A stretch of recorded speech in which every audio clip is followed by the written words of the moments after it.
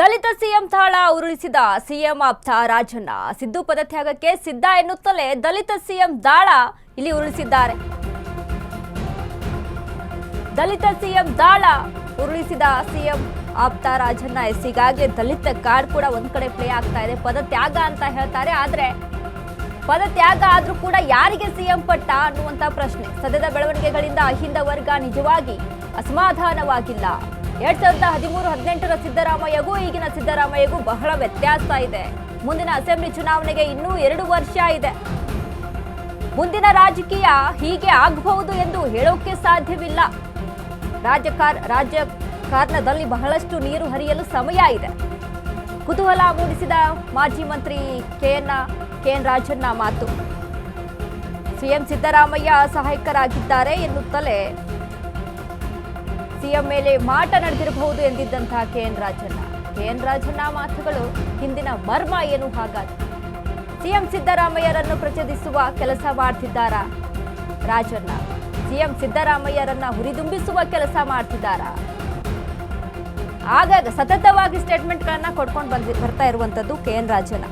ಅಸಹಾಯಕರಾಗಿದ್ದಾರೆ, ಏನೋ ಮಾಟ ಮಂತ್ರ ಆಗ್ಬಿಟ್ಟಿದೆಯೇನೋ, ಅದಕ್ಕೆ ಸೈಲೆಂಟ್ ಆಗ್ಬಿಟ್ಟಿದ್ದಾರೆ, ಯಾವುದ್ರ ಬಗ್ಗೆ ಆಕ್ಷನ್ ತಗೊಳ್ತಾ ಇಲ್ಲ, ಏನೂ ಮಾತನಾಡ್ತಾ ಇಲ್ಲ ಅನ್ನುವಂಥ ನಿಟ್ಟಿನಲ್ಲಿ ರಾಜಣ್ಣ ಒಂದೊಂದು ಸ್ಟೇಟ್ಮೆಂಟ್ಗಳನ್ನ ಕೊಡ್ತಾ ಬಂದಂಥವ್ರು. ಈಗ ಅದೇ ರೀತಿಯಾಗಿ ಪದತ್ಯಾಗದ ವಿಚಾರವಾಗಿ ಕೂಡ ಮಾತನಾಡಿದ್ದಾರೆ. ಮತ್ತೊಂದು ಕಡೆ ದಲಿತ ಕಾರ್ಡ್ ಕೂಡ ಇಲ್ಲಿ ಪ್ಲೇ ಆಗ್ತಾ ಇದೆ.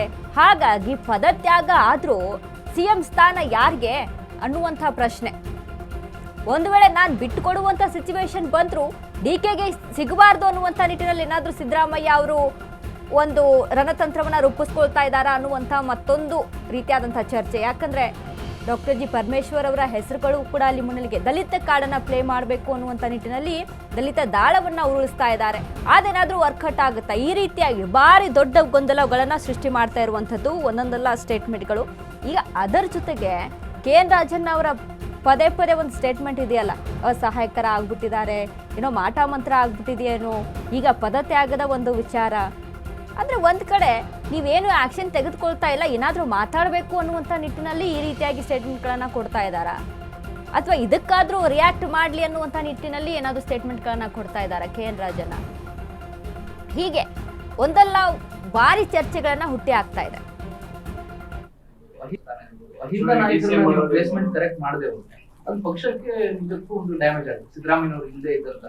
ನೋಡ್ರಿ, ಮುಂದಿನ ಚುನಾವಣೆ ಏನಿದೆಯಲ್ಲ ಇನ್ನೂ 2 ವರ್ಷ ಇದಾವೆ. 2 ವರ್ಷದ ಚುನಾವಣೆ ಫಲಿತಾಂಶದ ಬಗ್ಗೆ ಈಗೇನೆ ನಾವು ಯಾವ್ದು ರೀತಿ ಆಗ್ಬಹುದು ಅಂತಕ್ಕಂಥದ್ದು. ಯಾಕಂದ್ರೆ politics it is A fast changing instrument in the earth. ಈಗ 1 ನಿಮಿಷಕ್ಕೆ ಏನ್ ಬೇಕಾದ್ರೂ ಆಗ್ಬೋದು, ಗೊತ್ತಾಯ್ತಾ? ಅದರಿಂದ ರಾಜಕಾರಣದಲ್ಲಿ ಬಹಳಷ್ಟು ಸಮಯ ಇದೆ, ಇನ್ನು ನೀರು ಬಹಳಷ್ಟು ಹರಿಬೇಕಾದಂತ ದೂರನೂ ಇದೆ. ಅದರಿಂದ ಆಗ ಏನೇನಾಗ್ತವೆ ಅಂತ ಹೇಳಿ ಈಗಲೇ ನಾವು ಪ್ರಿಡಿಕ್ಷನ್ ಮಾಡ್ಲಿಕ್ಕೆ